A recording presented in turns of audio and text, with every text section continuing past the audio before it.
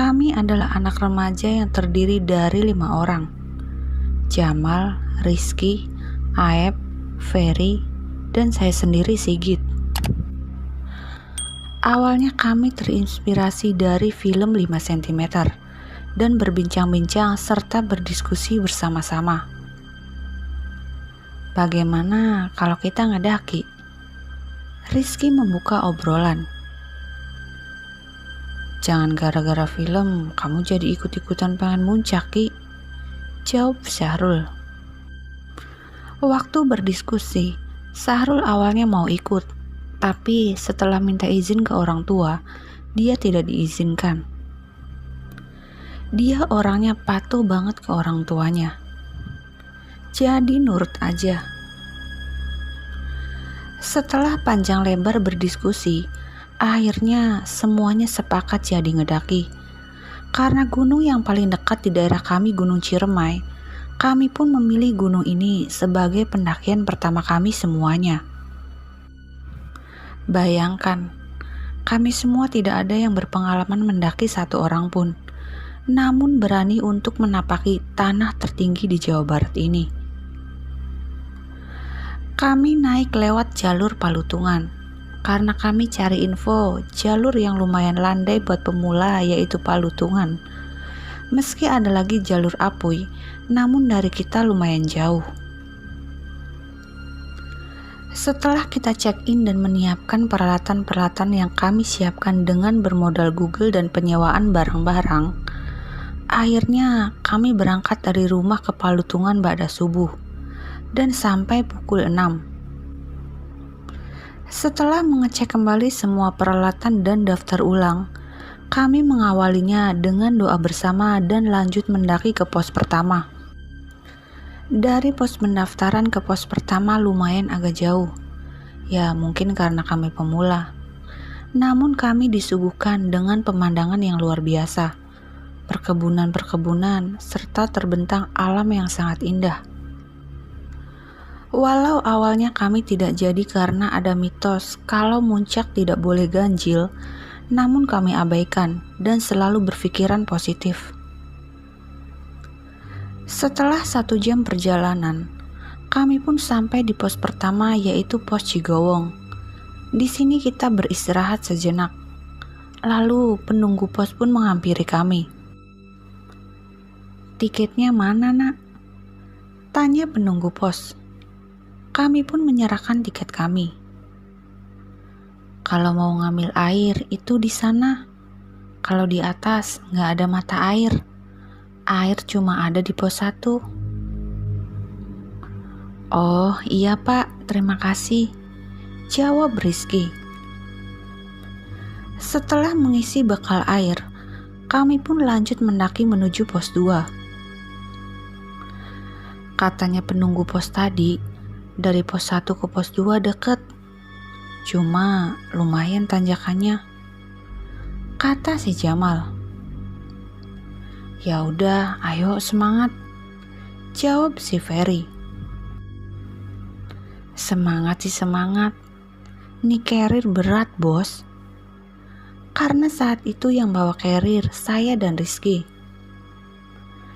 Badan gede, tenaga juga harus gede, celetuk si Aep. Sambil bercanda ria, kami melanjutkan perjalanan kami.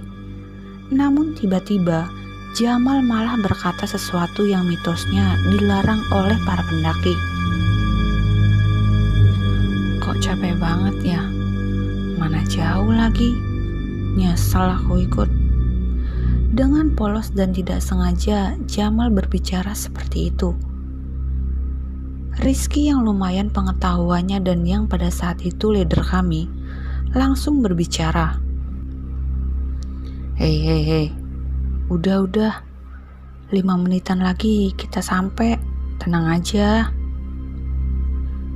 5 menit, apa 5 jam Ki? Jawab si Jamal.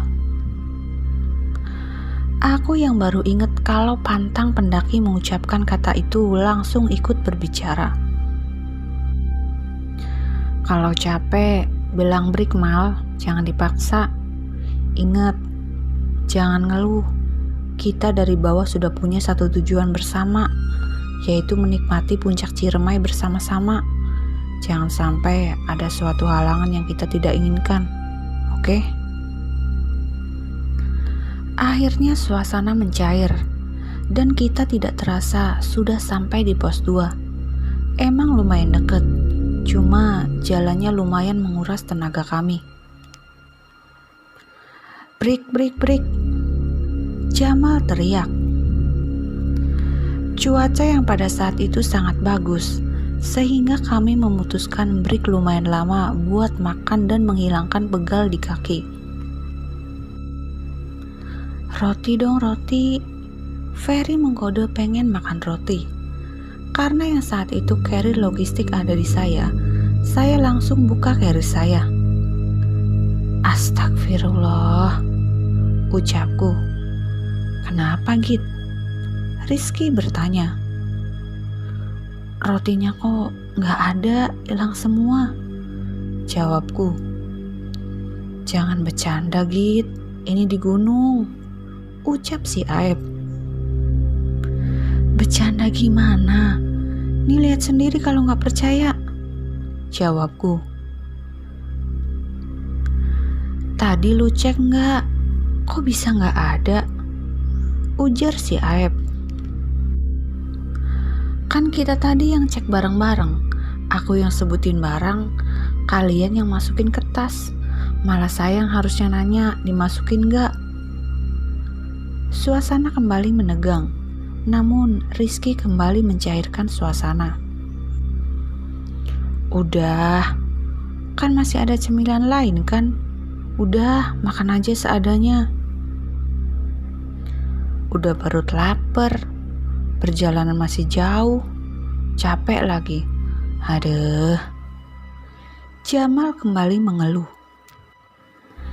Emang benar, ada yang mengatakan kalau kita ngedaki, kita bakal tahu sifat atau watak orang-orang yang bareng kita ngedaki sama kita. Mal, istighfar, ujar saya. Karena perjalanan masih jauh, kita melanjutkan perjalanan kita menuju tempat camp, yaitu pos pesanggerahan. Karena takut kemalaman, kami agak cepat jalannya. Tiba-tiba Ferry yang berada di belakang, dia nyuruh berhenti. Break oi, break. Dengan nada kebingungan, dia meminta kami menghentikan langkah kami. Kalian ngerasain sesuatu nggak? Ujar Ferry. Sesuatu apa, Fer? Tanya Rizky. Dari tadi kita jalan berlima, kok perasaan ada 6 ya? Hah? Yang bener saja. Seketika hawa dingin terasa, dan suasana pun mulai agak mencekam. Jangan berhalusinasi di gunung, Fer, ujar Rizky. Apaan yang halusinasi? Kalau kamu gak percaya, gantian kamu yang di belakang, aku yang di depan. Ferry dengan nada agak marah dan ketakutan. Saya pun agak melerai mereka. Udah gak siang nih. Kita baru ngelewatin 2 pos. Jangan sampai kita kemalaman. Nanti kita tidak bisa ngelihat samudra awan di puncak. Akhirnya saya memutuskan buat jalan di belakang dan Ferry di tengah. Jangan-jangan roti yang hilang dimakan sama penunggu sini, celetuk si Jamal. Mulai lagi kamu, Mal. Jaga dong omongannya, jangan asal-asalan aja, ujar si Aep. Lalu Jamal tertawa lepas seakan-akan dia tidak punya salah apa-apa. Entah kenapa yang dirasakan Ferry sama. Saya pun terasa. Di belakang saya terasa ada orang yang ikut dalam pendakian kami. Namun setelah saya melihat ke belakang, tidak ada siapa-siapa. Bahkan para pendaki lainnya pun tidak ada. . Saya pun berpikir positif thinking terus. Setelah sampai di pos 3 dan 4, badan kami mulai terasa lelah dan beristirahat lumayan lama di pos 4, yaitu pos Arban. Setelah melepas lelah dan dahaga kami, tiba-tiba ada satu orang cewek turun dari atas dengan pakaian seperti mapala lari tergesa-gesa menghampiri kami. Bang, punya minum gak? Sambil terengah-engah kecapean. Ada teh banyak. Sambil memberi minum ke cewek tersebut. Teteh kenapa sendirian? Teteh solo hiking? Tanya Rizky. Enggak bang, teman saya di atas ada yang kena hipo. Saya mau panggil ranger buat bantu kami. Ya udah, saya lanjut ke bawah ya bang. Makasih airnya. Abang hati-hati ya, kalau mau ke puncak banyak yang hipo. Lalu dia lanjut berlari ke bawah. Sambil bertatap-tatapan, kami bingung antara lanjut apa balik lagi. Udah tanggung, udah setengah jalan, gas aja yuk, ajak Rizky. Kami pun memutuskan untuk lanjut mendaki. Selanjutnya kita bakal ketemu pos yang lumayan curam. Banyak yang bilang di pos ini jarang ada jalan landainya, tidak seperti pos-pos sebelumnya. Dan ketika kami melihat peta jalur, ternyata kita akan menghadapi pos tanjakan Asoy. Kalau jalur Linggarjati terkenal dengan tanjakan Bapaterenya, kalau Palutungan terkenal dengan tanjakan Asoynya. Kalian ingat cewek tadi nggak? Tanya Aep. Buat apa diinget-inget? Toh bukan pacar gua. Jawab si Jamal. Tadi saya perhatikan pas dia lari ke bawah, dia tiba-tiba hilang begitu aja, gak kelihatan kemana-mananya. Sambung Aep. Serius, gak salah lihat kamu Aep? Kalau gak percaya, ayo kita turun. Cari cewek itu, ada gak? Udah, ngapain kita debatin cewek yang gak kita kenal? Mending kita lanjutin perjalanan kita, ujar Rizky. Kami masih di pos tanjakan Asoy. Bagi yang sudah ke Ciremai pakai jalur Palutungan, pasti akan teringat dengan pos ini. Pos yang menguras banyak tenaga sampai-sampai kami mau kehabisan bekal air di carrier kita. Entah perasaan aku saja atau teman-teman saya pun merasakan kalau perjalanan kita kayak yang tidak pernah sampai-sampai. Ketika di tanjakan Asoy, kayak yang lama banget dan muter-muter di situ aja. Entah mungkin gara-gara Jamal tadi bilang capek dan gak nyampe-nyampe, atau karena hal lain, entah saya pun bingung. Namun alhamdulillah ketika di perjalanan kami bertemu dengan pendaki yang mau turun. Naik bang? Tanya pendaki itu. Iya bang. Pos Pesanggerahan masih jauh gak bang? Tanya kami. Deket bang, paling 5 menitan juga sampai, jawab pendaki itu. Ya makasih bang. Kami yang belum tahu komunikasi sesama pendaki merasa gembira mendengar kata 5 menit lagi. Setelah saya baca di Google, ketika berkomunikasi di gunung jangan pernah bilang jauh apalagi lama, karena itu bisa mengakibatkan perjalanan akan terasa jauh dan lama. Setan tuh orang, ngebohongin kita aja. Ngomongnya 5 menit lagi juga sampai. Udah setengah jam, gak nyampe-nyampe, ucap si Jamal. Kamu dari tadi gak sabaran banget sih Mal. Sabar, namanya juga ngedaki, butuh kesabaran, jawab si Rizky. Setelah 1 jam perjalanan, akhirnya kami sampai di pos Pesanggerahan pada pukul 1 siang.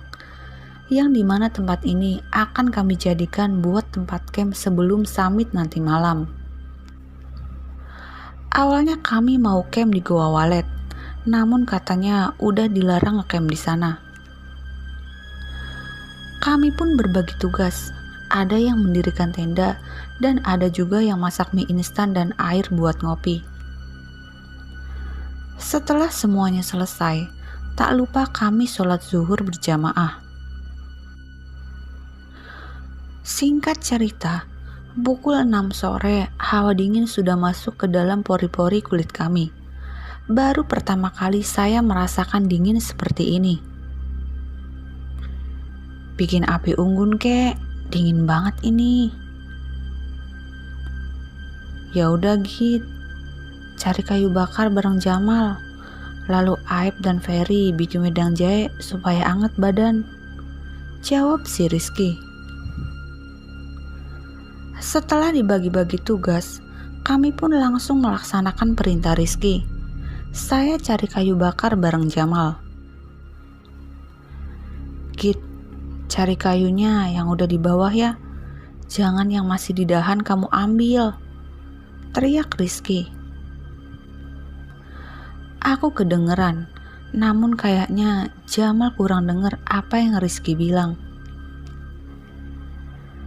Kamu cari sebelah sana Mal, saya sebelah sini, ucap saya. Akhirnya kami lumayan agak jauhan mencari kayu bakar tersebut. Tiba-tiba, astagfirullah. Mal, belakang kamu ada apa? Tanyaku. Terlihat dari kejauhan, aku melihat sosok bayangan hitam tinggi besar di belakang Jamal yang akan mencengkram Jamal. Apa Git? Kamu bilang apa? Saya gak kedengeran. Sini cepet Mal, pintaku. Lalu dia langsung menghampiriku dengan membawa kayu bakar yang dipikulnya. Ada apa Git? Kamu tadi ngomong apa? Aku yang awalnya pengen cerita namun takut suasana malah tidak kondusif. Akhirnya aku memutuskan untuk cerita nanti saja ketika sudah di rumah. Karena perjanjian sebelum mendaki, kami dilarang cerita kejadian mistis pas di Gunung Ciremai. Enggak Mal, enggak ada apa-apa. Buset, cepet amat kamu Mal ngumpulin ranting pohonnya, tanyaku. Iyalah, itu kan banyak di sana, ranting pohon yang nempel di pohon yang udah tua. Lagi-lagi Jamal melakukan hal yang dilarang ketika pendakian. Emang kamu tadi gak denger Rizky bilang apa? Jangan ngambil ranting pohon yang masih nempel, cukup yang sudah jatuh ke bawah aja Mal. Alah, bodo amat. Yang penting dapat banyak. Ya udah, yuk ke tenda lagi. Pegel aku bawa nih ranting. Ya udah, yuk. Kamu jalan duluan. Aku hanya ingin memastikan sosok itu tidak mengikuti kami. Walau keadaan takut, aku hanya bisa berdoa dalam hati saja sebisa saya. Akhirnya kami sampai di tenda dan menyiapkan kayu bakar untuk api unggun untuk menghangatkan tubuh kami yang sudah amat kedinginan. Berasa di kutub utara ya, ujar Aep. Kayak yang udah pernah ke kutub utara aja lu Ep, jawab Ferry. Saya yang masih kepikiran sosok bayangan tadi hanya diam dan tidak memberitahu itu semua. Badan aku kok tiba-tiba panas ya, ucap si Jamal. Jangan ngada-ngada kamu Mal, orang kami semua di sini kedinginan, kamu malah kepanasan, kata si Aep. Akhirnya Jamal membuka jaket dan baju yang ia kenakan. Mal, apa-apaan kamu? Nanti kamu kena hipo bisa ribet kita, kata si Rizky.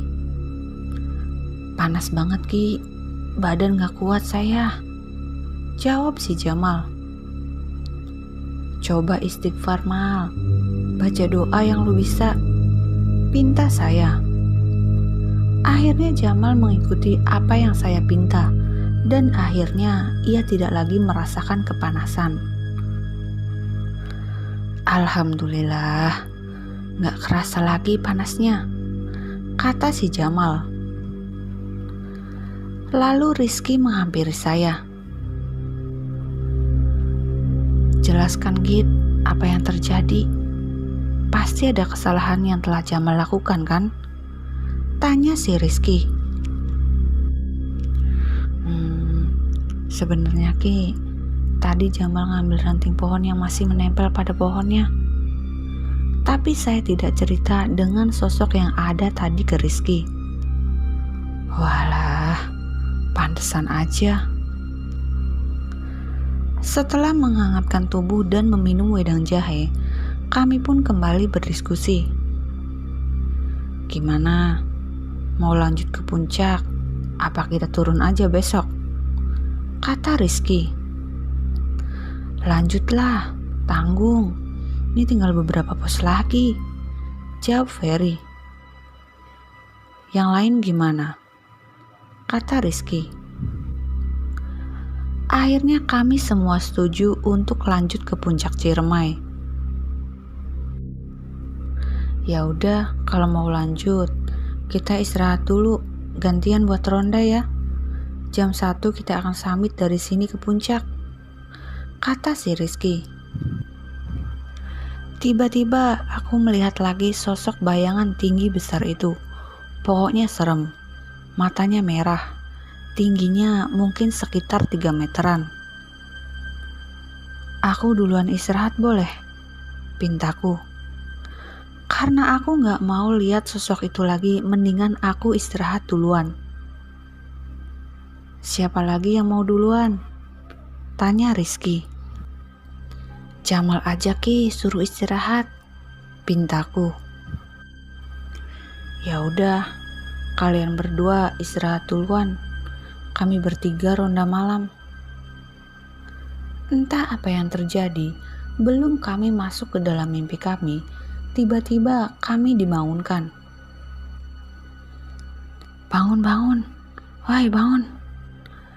Aib dengan suara tergesa-gesa. Cepetan keluar. Kami yang masih setengah sadar lalu keluar tenda dan menanyakan apa yang terjadi sehingga kami dibangunkan. Cewek yang tadi siang kita temuin di jalan, tadi kita ketemu lagi, kata si Rizky. Seriusan? Aku yang keheranan. Serius? Kami bertiga yang melihatnya. Dia kesini lagi, dan lagi-lagi dia minta minum. Namun kami tidak memberinya karena stok air kita udah habis, kata si Rizky. Terus dia kemana? Dia pergi lagi ke bawah, dan anehnya dia tidak kenal sama kami, kata si Rizky. Dia tidak berpesan lagi seperti tadi siang, tanyaku kembali. Dia hanya berpesan supaya hati-hati aja. Hati dan pikiran aku jadi ketakutan pada saat itu. Apa yang akan terjadi ya? Tanyaku dalam hati. Waktu menunjukkan pukul 23:30 terlihat dalam jam tanganku. Kalian mau istirahat nggak? Tanyaku. Kami tidak ngantuk. Udah, nggak apa-apa. Kami udah biasa begadang, jawab Rizky. Angin yang semakin berhembus kencang semakin menusuk-nusuk ke dalam kulit kami. Tiba-tiba ada seorang pendaki yang menghampiri kami. Dari mana, Kak? Tanya pendaki itu. Saya orang Cirebon, Kang, jawab Rizky. Deket kalau Cirebon mah. Saya orang asli Kuningan, kata pendaki itu. Mau summit bareng, Kang? Kata Rizky. Oh, kalau saya mah mau turun. Hati-hati ya, di atas tadi banyak yang hipo. Lagi-lagi kami diperingati supaya hati-hati. Ada apakah ini? Sesudah mengobrol lama, pendaki tersebut akhirnya berpamitan dan meninggalkan kami. Jam menunjukkan pukul 1 kurang. Kami semua bergegas merapikan bekas api unggun yang kami buat dan siap-siap untuk summit. Tendanya mau dibongkar enggak? Kata si Jamal. Udah, gak usah. Kita ke puncak cukup bawa badan aja, sama mungkin logistik sedikit, jawab si Rizky. Hilang gak nih nantinya? Soalnya tenda sewaan nih, kata si Aep. Udah, gak bakal. Kita ke atas cukup bawa tas kecil aja cukup, jawab si Rizky. Ya udah, tunggu apa lagi? Ayo. Takut aja. Di atas puncak nanti ada yang jualan, kata si Ferry. Akhirnya kami semua bersiap-siap untuk summit pagi itu, dan tak lupa kami berdoa demi keselamatan kami. Kami pun berjalan di malam hari dengan cuaca yang sangat dingin menurutku waktu itu, karena pertama kalinya aku merasakan hawa di atas gunung. Belum berjalan lama, aku pun tak kuat berjalan lagi. Entah kenapa perjalanan summit lebih melelahkan dibanding perjalanan tadi siang. Break ya, break dulu, ujarku. Baru juga beberapa meter Git, udah minta break, jawab si Jamal. Aku yang dari tadi menahan emosiku gak tahu kenapa, pada saat itu aku tidak sanggup lagi menahan emosi. Akhirnya aku meluapkan emosi aku dan menjawab dengan kata-kata kasar. Kamu yang dari awal nyampe tempat camp banyak yang minta break, aku gak marah tuh. Saya baru minta break segini aja, kamu udah ngomongnya kayak gitu, ujarku. Udah. Break aja dulu, break. Aku juga merasa lumayan sesak. Nafas gak teratur, ujar Ferry. Akhirnya kami break sebentar. Entah kenapa, memang saat itu nafasku berasa berat banget. Jalan pun berasa berat. Kalau kalian mau lanjut ke atas, lanjut aja. Biar saya tunggu di bawah, ujarku. Yang aku pun tak sadar ngomong kayak gitu. Lah, maksudnya Git? Jawab Rizky. Kayaknya aku gak sanggup lagi, Ki. Nafas sudah berat banget, sesak dadaku. Ucapku yang ngomong pun sudah terengap-engap. Gimana teman-teman? Mau lanjut apa gimana? Tanya Rizky kepada semuanya. Mereka yang kebingungan menjawab. Akhirnya Rizky yang sangat bijak mengambil keputusan. Gini aja, ini kan udah kepalang tanggung ya. Depan udah mau sampai simpang Apu itu. Kalau kalian mau ke atas dan masih kuat, lanjutkan. Tapi jangan sendiri, minimal berdua. Kalau gak sanggup, ikut Sigit ke bawah lagi, menunggu di tenda. Gimana? Kebingungan sangat terlihat di mata teman-teman saya. Di sini aku bisa melihat siapa yang egois dan siapa yang peduli. Aku lanjut aja, Ki. Tanggung.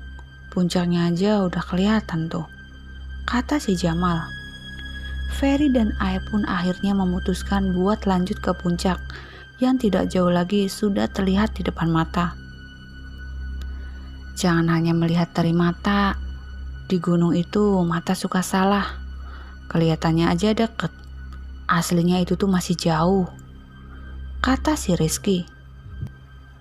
Bodoh amat Ki, kita bertiga lanjut kayaknya, jawab si Jamal. Akhirnya Jamal, Aep, dan Ferry melanjutkan perjalanannya menuju ke puncak dan meninggalkan kami berdua. Gimana Git? Masih kuat buat turun? Tanya Rizky. Aku yang dilema dan merasa bersalah ke Rizky karena gara-gara aku, Rizky sampai tidak ke puncak.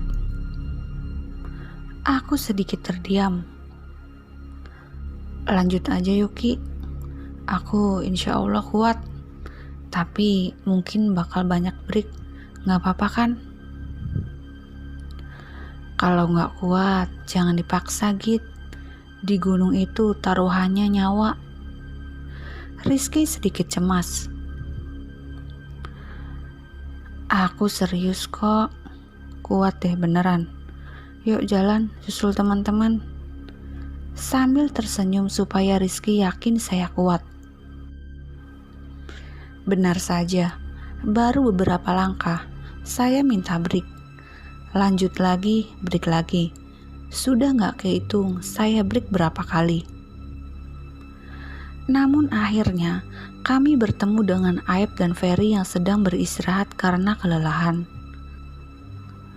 Mungkin yang pernah muncak ke Ciremai lewat Apui atau Palutungan merasakan pas sedikit lagi mau ke puncak, melewati tanah pasir agak kecadas-cadasan yang licin bahkan kita hampir merayap.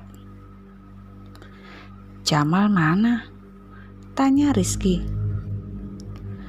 Jamal yang dari awal sangat semangat, rupanya dia meninggalkan rombongan dan melanjutkan summit sendiri. Mungkin dia udah di puncak kali, gak tahu di bawah setan kali. Lagian lari-larian, kita mah kecapean, dia malah lari-larian, kan aneh. Jawab Aep. Ep, istighfar, ini di gunung, jangan ngomong sembarangan, ujar Rizky. Lagian disuruh break dulu malah melengos aja, gak menghiraukan kami berdua, kayak kerasukan setan aja jalannya. Nada Aep sedikit kesal.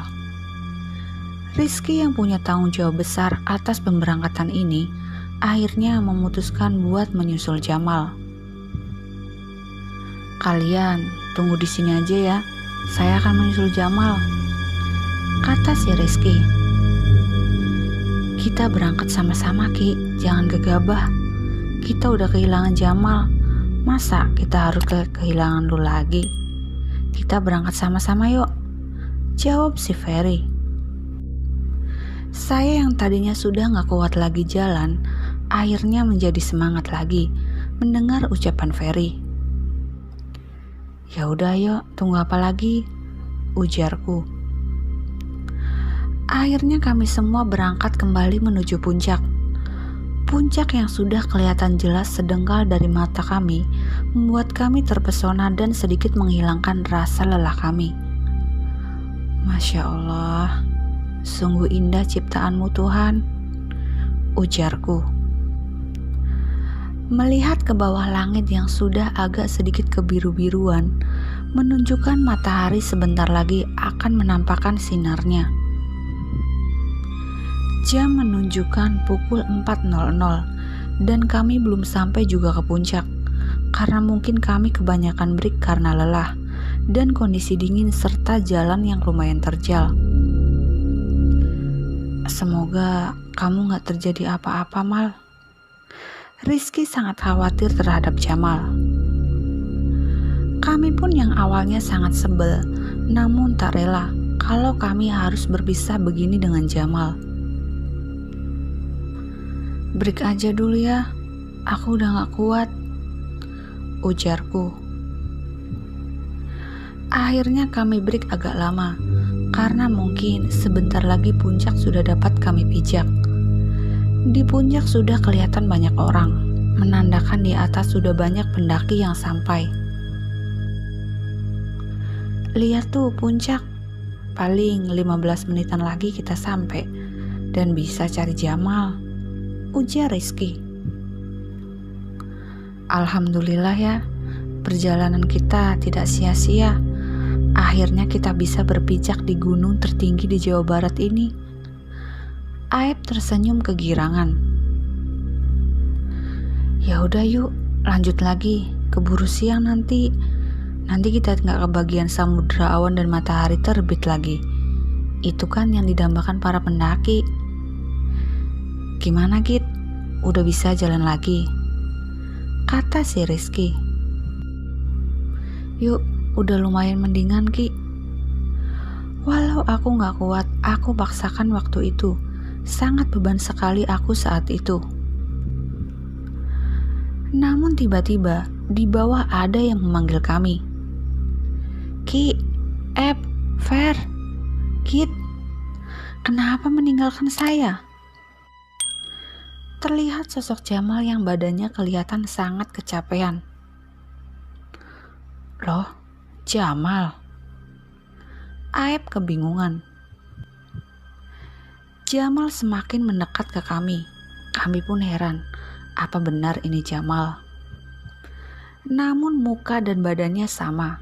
Pakaian yang ia kenakan pun sama. Terus, yang dilihat Aep sama Ferry siapa? Ini bener lu Mal? Tanya Aep. Lu ngomong apaan setan?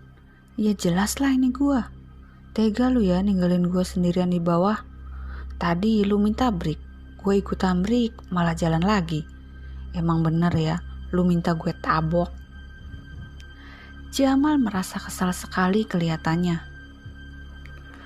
Gua sama Ferry lihat sendiri lu yang jalan sendirian ke atas ninggalin kami berdua. Gue saut-saut malah lari-lari gak jelas sambil dada-dada. Kata si Aep. Ngarang lu. Udah jelas-jelas gue tadi di atas lu, deket batu yang agak besaran. Jawab si Jamal. Terus, tadi yang gue lihat sama Ferry, siapa? Jawab si Aep.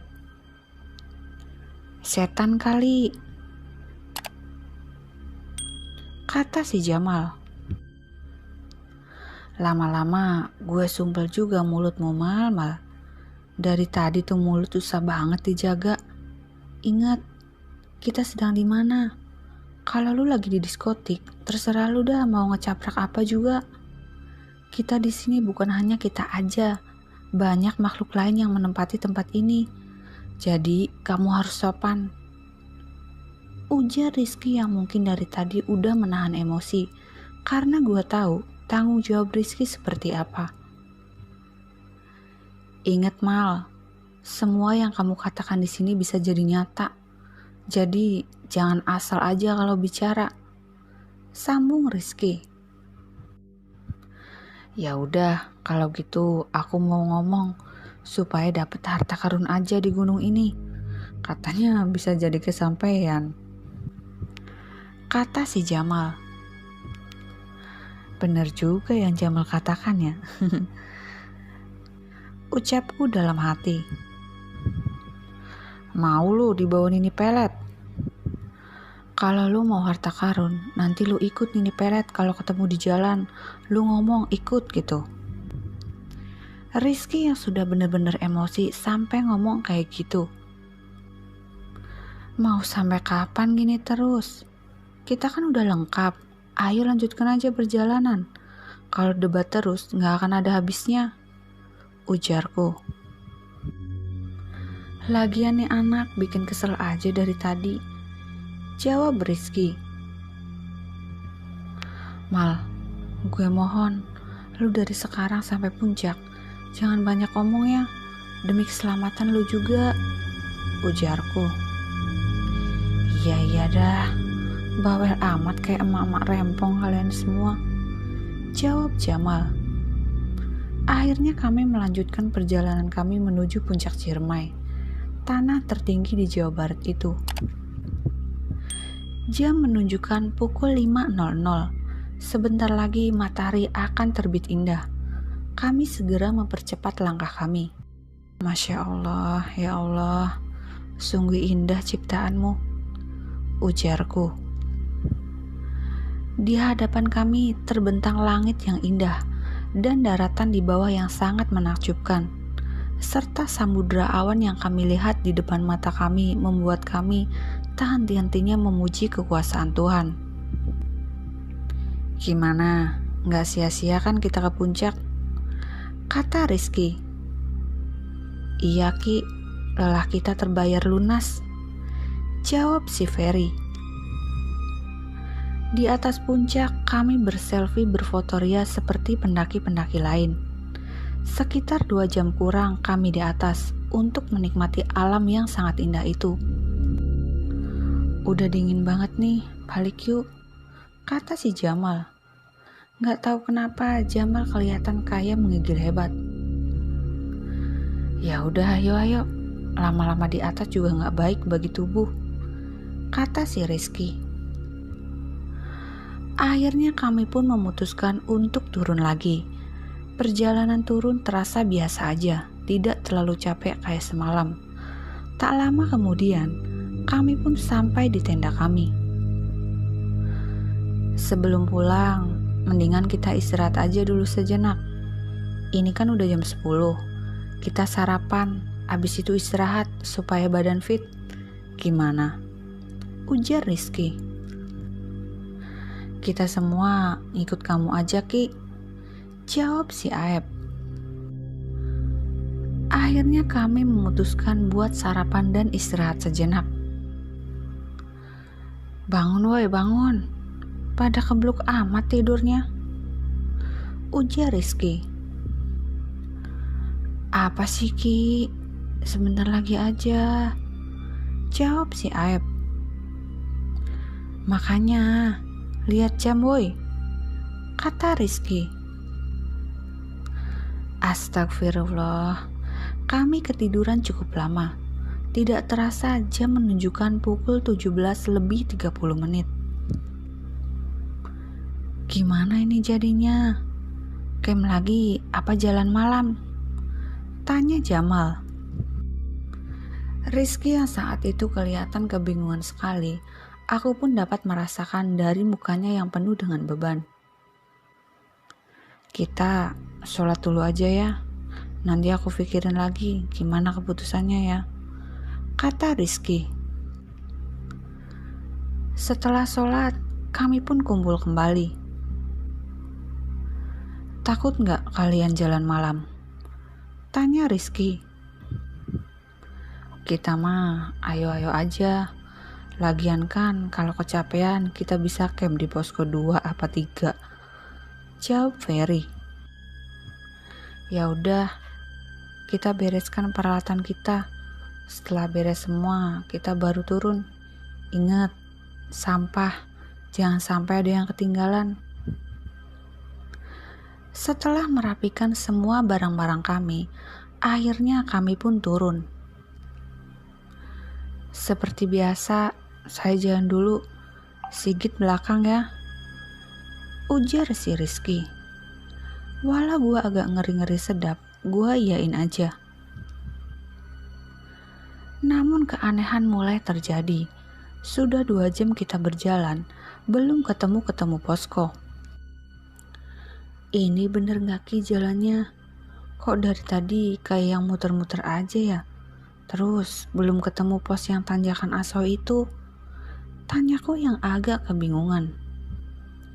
Bener kok ini jalannya, jawab Rizky. Tiba-tiba gua melihat sekelibat bayangan putih yang sangat cepat. Woi, tungguin gua. Karena pada saat itu posisi gua lumayan beda jauh dengan mereka. Kita istirahat dulu, kata si Rizky. Kayaknya Rizky mulai kebingungan. Gue yang merasa dari tadi ada yang ngikutin, akhirnya menemukan sosok yang mengikuti gue. Kakek tua yang pakaiannya serba hitam adat Sunda duduk di samping gue. Entah gue juga heran, Kenapa mereka nggak lihat sosok bapak-bapak tua ini? Kalau kamu bawa aja itu bunga, sampai kapanpun, kamu nggak bakal bisa balik ke rumah, nak. Bisik kakek-kakek itu. Gue bingung apa yang dimaksud kakek tua itu. Bunga apa yang dia katakan? Kenapa saya aja yang lihat dia? Belum juga saya mau nanya balik, sosok itu sudah tidak ada lagi. Tiba-tiba saya mendengar ada suara orang cekikikan. Suara khas yang kedengeran amat jauh. Tidak asing lagi, suara itu adalah suara kuntilanak. Suara apa tuh? Tanya si Jamal. Ternyata kali ini kami semua mendengarnya. Lega juga, bukan cuma gue aja yang dari tadi ketakutan. Suara burung hutan, Mal. Jawab Rizky. Gue tahu Rizky bohong demi mencairkan suasana yang mencekam itu. Namun suara itu udah sangat jelas. Itu suara si Mbak Kunti. Seketika angin berhembus kencang yang membuat bulu kuduk merinding. Astagfirullah, astagfirullah. Kami semua beristighfar dan membaca doa sebisa kami agar Tuhan Yang Maha Esa memberi kami jalan.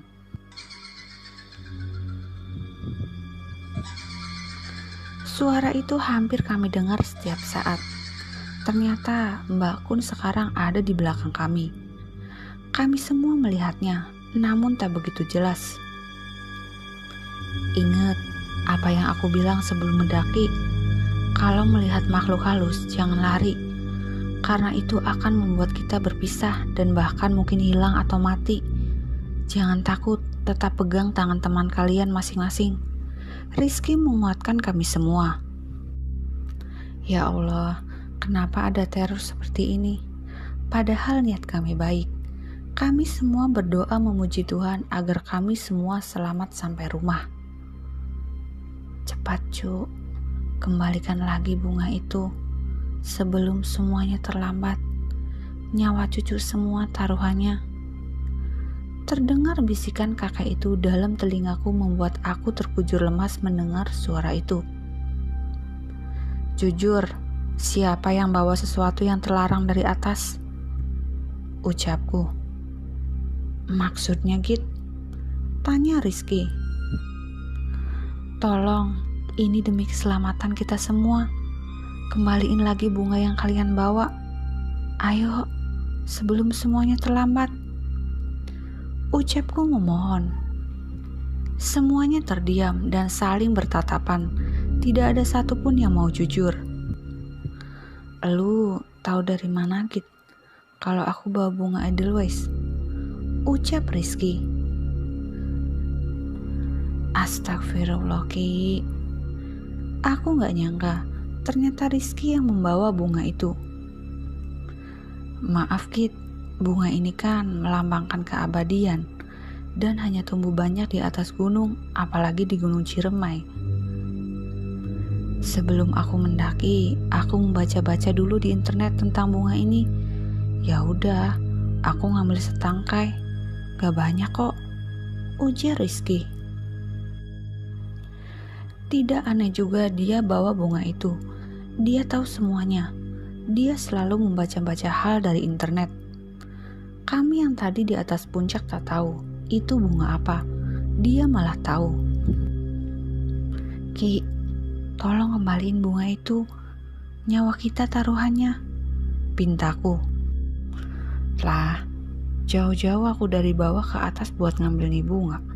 Malah mau dibuang gitu aja. Gak mau ah, jawab Rizky.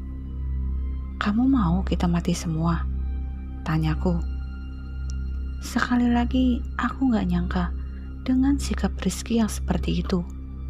Ternyata yang niatnya jelek saat pendakian Rizky dan membuat kita berada dalam posisi antara hidup dan mati.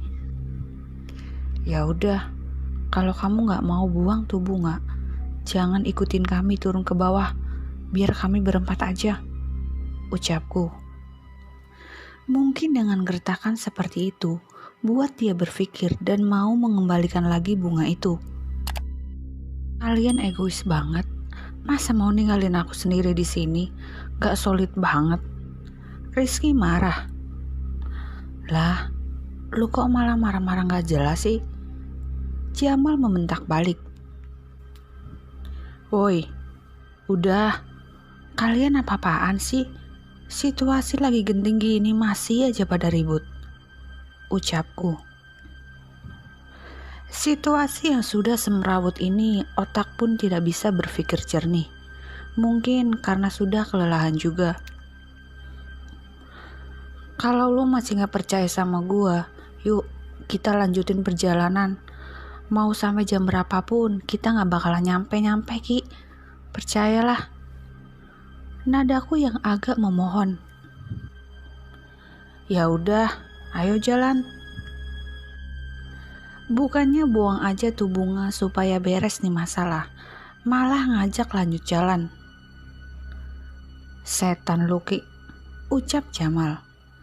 Serah lu, jawab Rizky. Setengah jam kami berjalan, namun kami tak menemukan titik terang. Break aja, break, pintaku.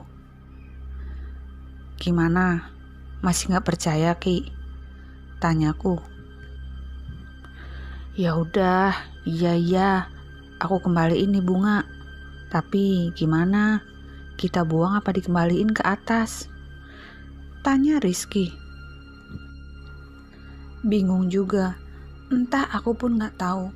Bunga itu harus dikemanakan. Saat Rizky membuka ranselnya ketika mau ngambil bunga itu, terdengar suara musik Sunda dari kejauhan. Suara apa tuh? Tanya Aep. Siapa yang hajatan di tengah hutan seperti ini? Mau kondangan lah, gua lapar, kata si Jamal. Suara itu lama-kelamaan semakin mendekat, terus mendekat dan bahkan seperti ada di depan kami. Pada saat itu, hawa berubah dari dingin menjadi hangat.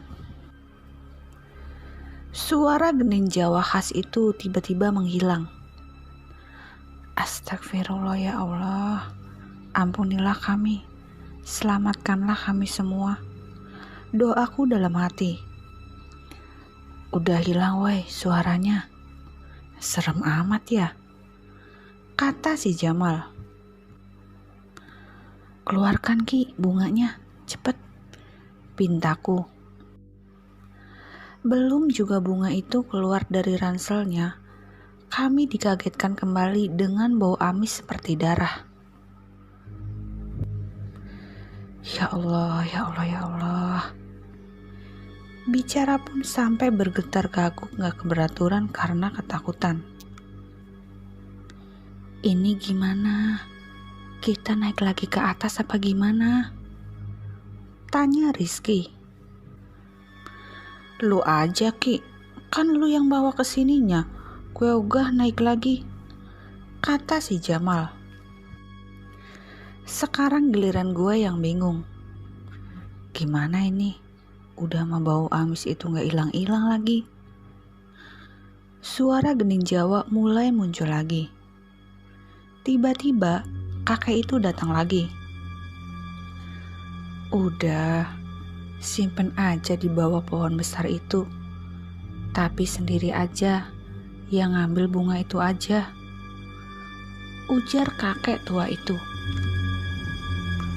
Ki, simpen di situ aja katanya. Aku sambil menunjuk pohon besar di hadapan kami. Takut aku, ayo sama-sama. Disuruhnya kamu aja sendiri. Cepet Ki, pintaku. Aku tahu Rizky takut dan gak berani. Aku pun kalau gitu gak bakal berani. Tapi aku salut. Rizky mau tanggung jawab atas perbuatannya itu. Ki, hati-hati ya, fokus. Baca doa. Jangan ngelirik kiri kanan, fokus ke depan, ucapku. Entah apa yang ia lakukan di pohon tersebut, namun ia cukup lama duduk, dan aku lihat Mbak Kunti di atas pohon itu lagi ngeliatin aja Rizky yang sedang naruh bunga itu. "Ki, cepet," saut Ferry. "Sebentar," jawab Rizky. Kenapa dengan Rizky? Kenapa bukannya kalau sudah disimpan cepet balik, malah diem di sana? Mbak Kun yang dari tadi terbang ke atas ke bawah pohon itu akhirnya hilang, dan Rizky akhirnya kembali.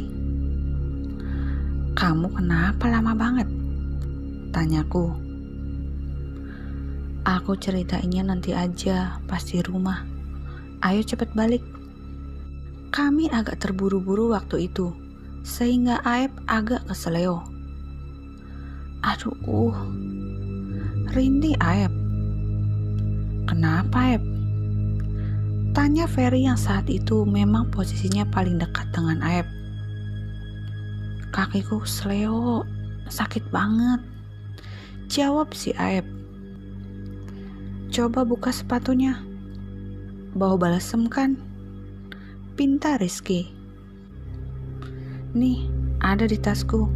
Sini, biar aku yang mijit aja," pintaku. "Gimana? Udah mendingan, Ep?" tanyaku. "Lumayan, Kit," jawab Aep. Kami pun beristirahat sejenak saat itu, dan tiba-tiba entah kami tak tahu dari mana munculnya, ada burung yang menghampiri kami. Awalnya satu, lalu kemudian banyak sekali burung yang datang. "Ya Allah, apalagi ini?" gumamku dalam hati. Dari mana datangnya burung-burung ini? Kami semua bingung, entah burung apa yang kami lihat. Warnanya hitam, tapi bukan gagak. Entahlah, aku pun lupa-lupa ingat warna burung itu karena kondisi malam yang sangat gelap. "Burung ini yang akan menyelamatkan kalian. Segera ikuti." Terdengar suara kakek tua tanpa wujud itu lagi. Ternyata mitos mengenai burung penyelamat yang ada di Gunung Ciremai itu nyata. Kami merasakannya sendiri. Tak terasa sudah 4 jam lebih kami tersesat. Pada akhirnya kami menemukan sebuah tulisan yang bertulis Tanjakan Asoy. Astagfirullah. Selama 4 jam lebih kita muter-muter aja di tempat tadi, dan kini baru nyampe di Tanjakan Asoy. Kapan kita nyampenya? Ucapku. Seketika burung yang menghantar kami hilang lagi, entah kemana perginya. "Kemana burung tadi? Kok ngilang?" tanya Aep. "Mungkin dia udah selesai mengantar kita, jadinya balik lagi," jawab Rizky. Kami melanjutkan perjalanan kami. Walaupun perasaan sedang dilanda ketakutan, namun dalam pikiran kami hanya pulang dan pulang. Setelah 1 jam lebih berjalan, pos Arban pun kami lewati. "Alhamdulillah, sekarang terasa cepet ya kita jalan," ucap Rizky. "Tumben lu Mal, diem aja, gak banyak ngomong," ucap Ferry. Jamal tetap diam tak membalas ucapan Ferry. Mal, kamu gak apa-apa kan?" ucapku. Lalu kulihat muka dia yang ditutupi kupluk. Ternyata dia sedang menggigil hebat. "Break oi, break. Jamal kena hipo nih," ucapku. Kami yang tak tahu harus bagaimana cara mengatasi orang hipo, akhirnya kami ingat film yang kami tonton. Akhirnya kami memeluk Jamal dan menggesek-gesekkan tangan kami lalu diusapkan ke Jamal.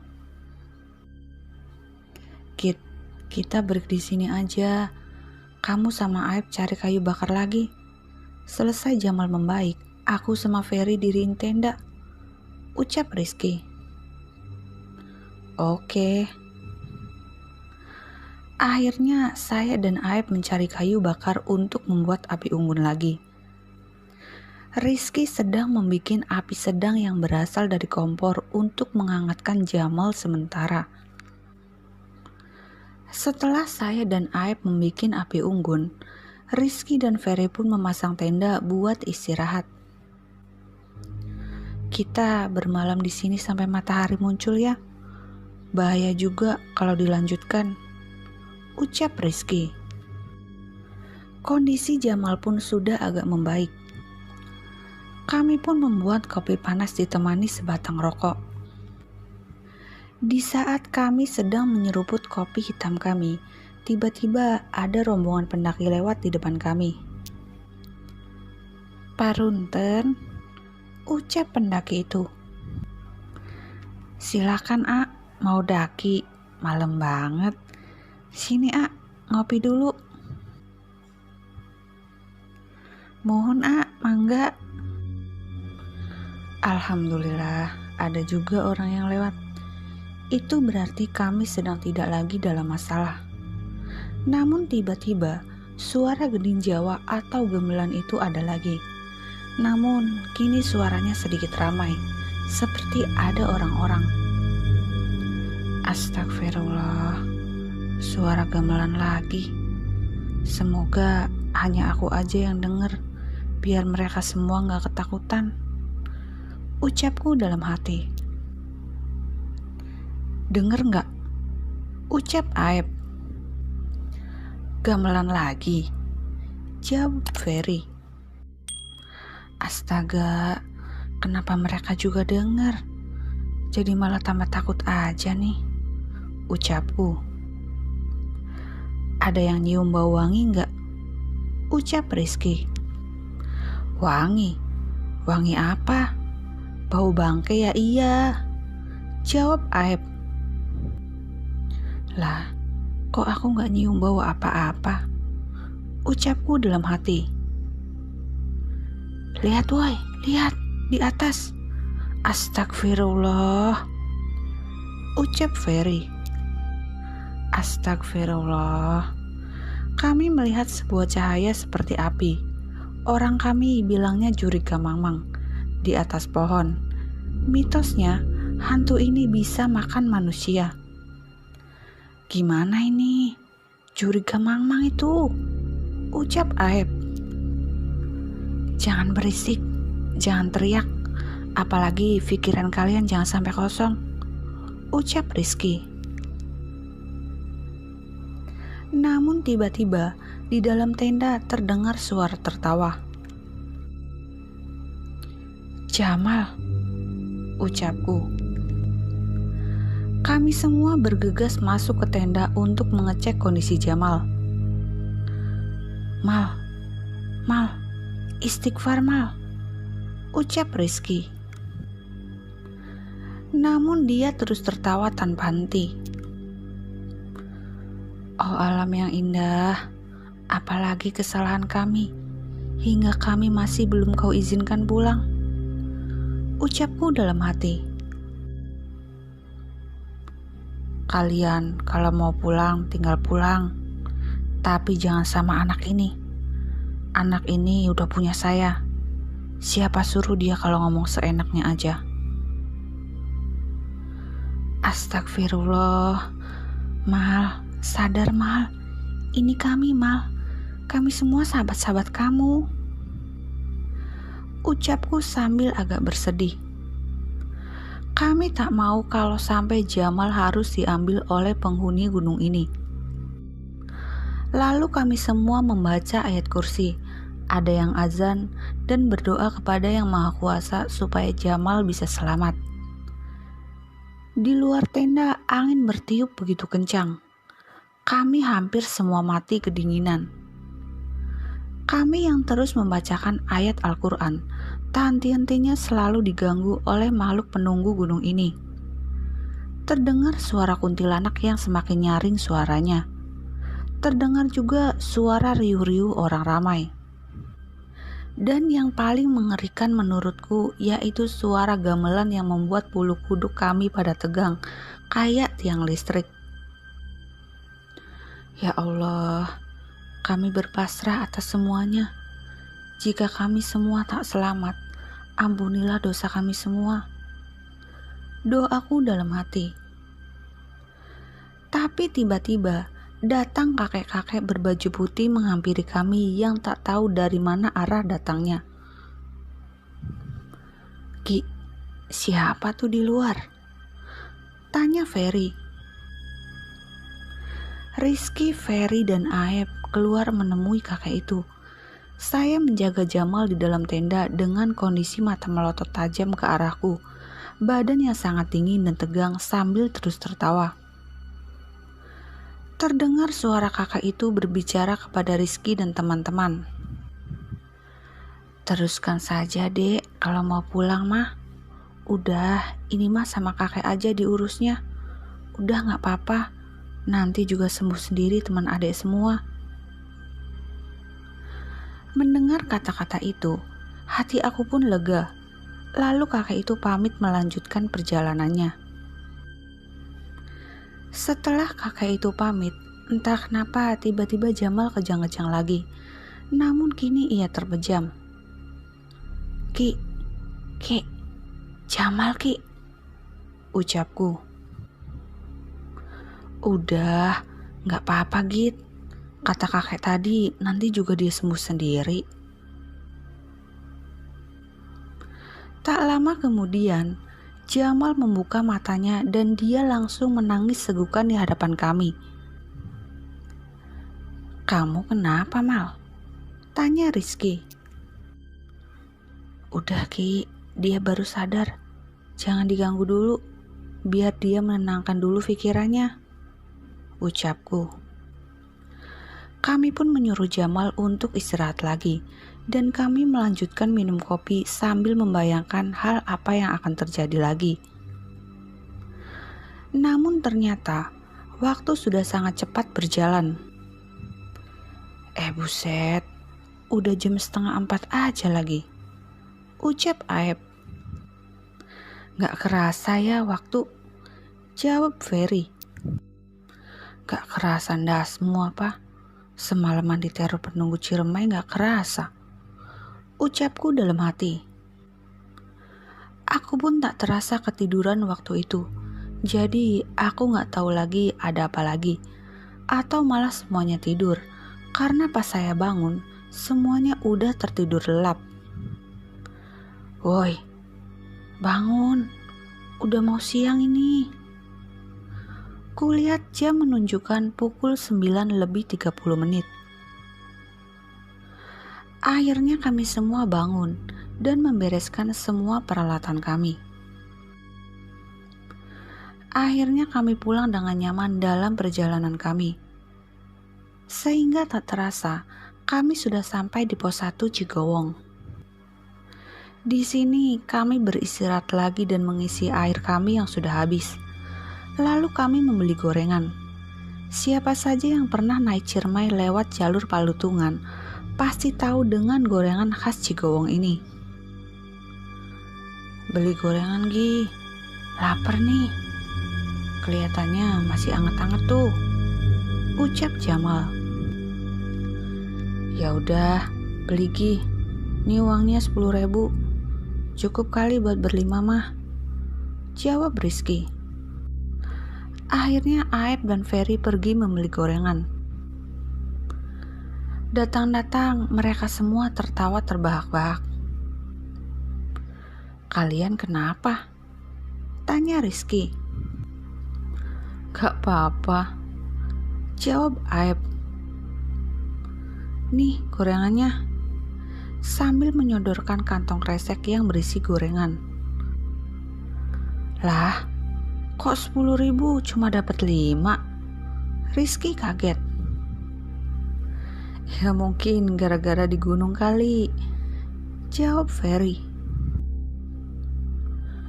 Kami semua waktu itu tertawa ria, berasa semua masalah tidak ada, bahkan tidak ingat semalam ada kejadian apa. Kami pun melanjutkan perjalanan dan sampai di pos pendaftaran pukul 3 sore.